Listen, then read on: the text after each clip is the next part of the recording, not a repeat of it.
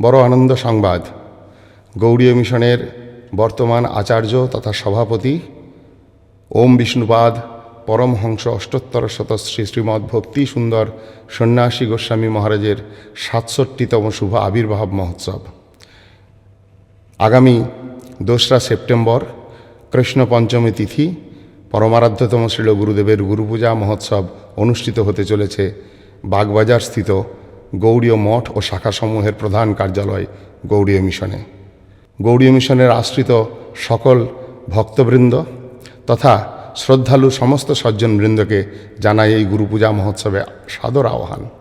আসুন আপনারা সকলে গুরুপূজা মহোৎসবে অংশগ্রহণ করে গুরুপাদ পদ্মে শ্রদ্ধাঞ্জলি অর্পণ করে পরমারাধ্যতম শ্রীল গুরুদেবের আশীর্বাদে নিজের সাধন ভজন জীবনকে ধন্য করুন, ভক্তি জীবনকে পুষ্ট করুন এবং সকলে তাঁর আশীর্বাদ গ্রহণ করে নিজ মঙ্গল বিধান করুন। সকলকে জানাই সাদর আমন্ত্রণ। হরে কৃষ্ণ।